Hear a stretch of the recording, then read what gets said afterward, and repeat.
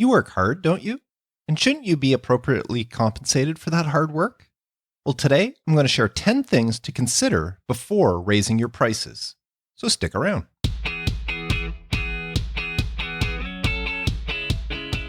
Hey there, my design friend. Welcome to another episode of Resourceful Designer, your guide to running a successful design business. I'm Mark Decote, and today we're tackling a crucial topic that affects every designer's business: knowing when and how to raise your prices. Now, before we dive in, let me tell you something. Raising prices is one of the most anxiety-inducing decisions for any business owner. And I've been there, and I know that many of the people listening to this episode right now are struggling with this.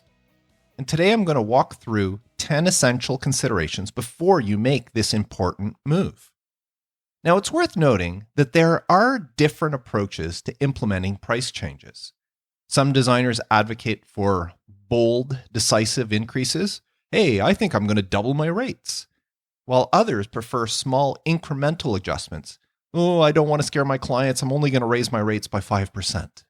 Now, while both methods have their merits, I want to focus on the fundamental factors that should drive your pricing decisions rather than the specific amount by which you increase your prices. So, without further ado, here's a brief rundown of 10 things to consider before raising your prices. Number 1, research is your friend. First things first, you need to understand your market. Take some time to research what other designers in your space are charging. But remember, this isn't about copying their prices. It's about understanding where you fit in the market landscape. Ask yourself, do you have the experience and portfolio to justify your desired rates? So look around at what others are doing before you make your decision. Number 2 is a price resistance check. Here's kind of an interesting indicator. If you're not getting any pushback on your current prices, meaning that when you give a quote, the client immediately says yes, and that's happening over and over again, that's actually a red flag. It might mean that you're undercharging. But do be careful in raising your prices. You'll know you've gone too far if your closing rate suddenly drops, or if your ideal client starts questioning your rates. If you can figure out where that resistance is, then you're on your way to making a great pricing decision. Years ago, when I decided that websites were worth more than $1,000, I started raising my rates for each project. I quoted $1,200 and I landed the project. So the next time I quoted a website, I quoted $1,500, then $1,800, then $2,000. I stopped increasing my price when I encountered price resistance and started losing multiple proposals in a row. So I left it at that level. Then, a couple of years later, I did the whole process again, raising my prices until once again, I encountered price resistance. It's a great way to judge, and you won't know unless you actually try it. Now, number 3 is understanding your why. Before you make any changes, get clear on your motivation for raising your prices. Are you looking to attract higher tier clients? Are you looking to improve your profit margins? Or is there something else? Is there some other motivating factor on why you want to raise your prices? Your why will guide how you implement and communicate the changes. Now, number 4 is quality over quantity. Now, here's a mindset shift for you. Raising prices isn't just about making more money. It's about working with clients who truly value what you do. By raising your prices, you're trying to drive away those who do not value you or the work that you produce. I'm a firm believer that you attract the clients you price for. If you sell $100 logos, you'll attract clients who want to spend $100 on logos. But if you offer $1,000 logos, those are the clients you will attract. Remember, fewer but better clients are often the best path for a more satisfying business. 5, your price tells a story. Think about this.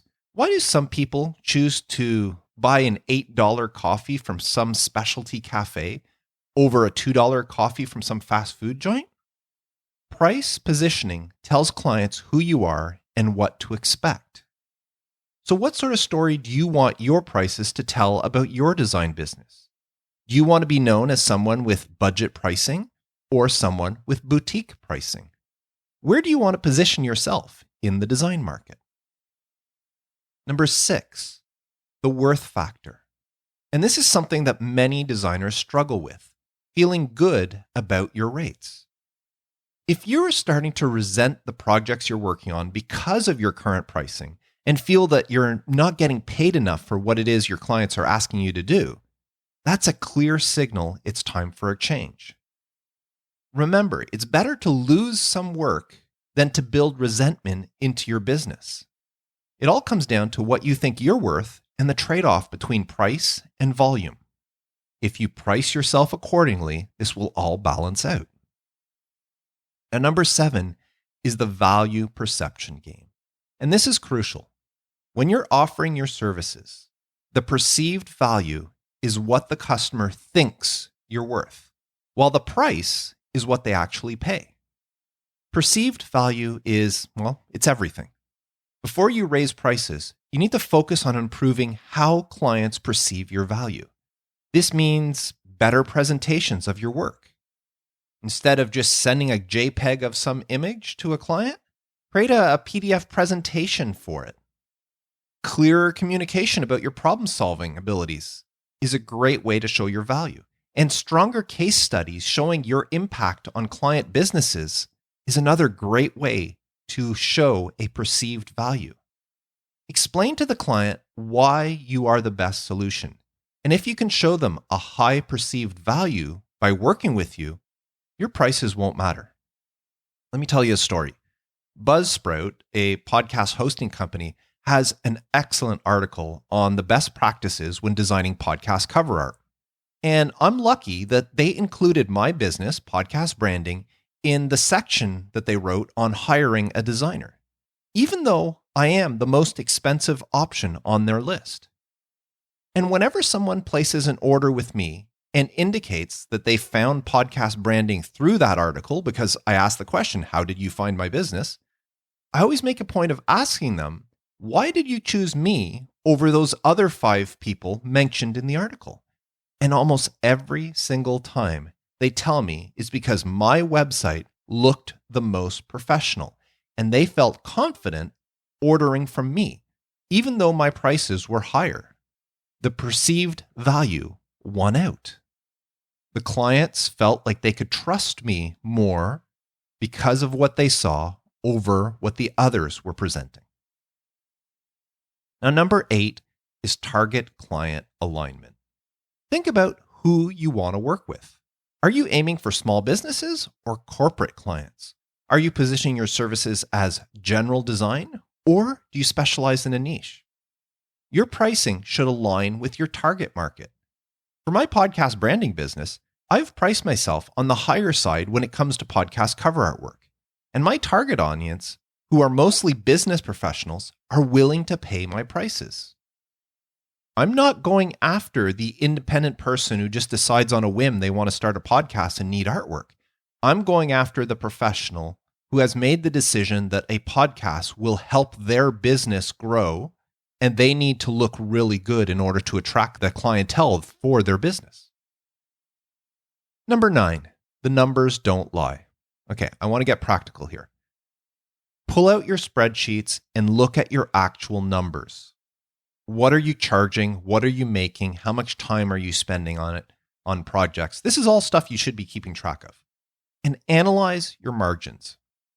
I want you to identify your most and least profitable projects and compare yourself to your competitors if you can. Look online for what certain design projects or designers are charging for certain things. I know here in Canada, the RGD, the Registered Graphic Designers Association, they put out a yearly book. Actually, I think it just came out that talks about pricing across the board for all sorts of levels and different positions within the graphic design space. So check to see if your country or wherever you are has something similar and look to see where you fit on that. But look at your numbers, look at your spreadsheets, and maybe create some projections for different pricing scenarios. What would happen if you raise your rates by X amount, or if you raise them even more by this other amount? This isn't just about charging more. It's about smart business decisions. And raising your prices is one of the biggest decisions you're going to make. And finally, number 10 is value communication. And this is something I can't stress enough. Make your value crystal clear. Your marketing material, your website, your portfolio, your client presentations, they should all clearly communicate how you solve problems. When clients understand the transformation that you provide, price becomes secondary. So those are the 10 things to consider before raising your prices. Research your space, your competitors, and all of that. Do a price resistance check. Understand your why. Think about quality over quantity. Think about the story that your price tells. Figure out your worth. Look at your value perception. Make sure you're aligned with your target client. Analyze your numbers. And finally, communicate your value. Now, whether you choose to implement these changes gradually or to make a bold market repositioning move, the key is to ensure that the decision is grounded in the strategic considerations we've just discussed. The timing and method of your price increase are less important than having a solid foundation for making that increase. Now, before we wrap up, here's what I want you to do this week. Take a hard look at your current pricing structures. Are you charging what you're worth? Are your rates allowing you to deliver your best work? Remember, raising prices isn't just about deliverables and making more money. It's about your experience, your expertise, your problem solving. This becomes the foundation for pricing discussions.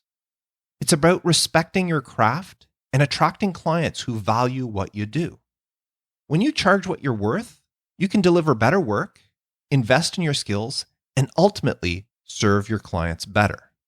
And that's all reflected in your pricing. Now, if you found this episode helpful, don't forget to subscribe or follow to the show wherever you're listening. And please leave a review if you can. I'd love to see it. And please share it with other designers who you think may be struggling with pricing right now. And don't forget, you can join our Resourceful Designer community at resourcefuldesigner.com/community, where we discuss topics like this and so much more all the time. So that's it for this episode. Until next time, keep designing, keep growing, and don't be afraid to charge what you're worth. I'm Mark Decote, reminding you to stay creative.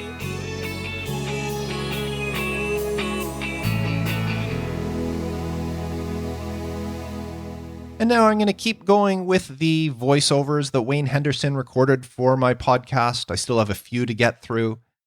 If you're looking for a voiceover guy, Wayne Henderson is your man. You can visit him at mediavoiceovers.com and get him to voice your next project. And now your host. He's always been a bit jealous of people who had pen pals. Mark Decote. Yeah, I realize that with the invention of the internet, pen pals are maybe, they might be extinct for all I know. But back in my day when I was young, it was amazing to think that you could connect and share with someone on the other side of the globe just by mailing them a letter. Now, I did try a few times, but I never got past a couple of letters, and I was always jealous of people that had, really long, lifelong or, years of interaction back and forth. But I never got that. But then again, look at me now. I'm talking with fellow designers from around the world, so I guess it's kind of come full circle for me.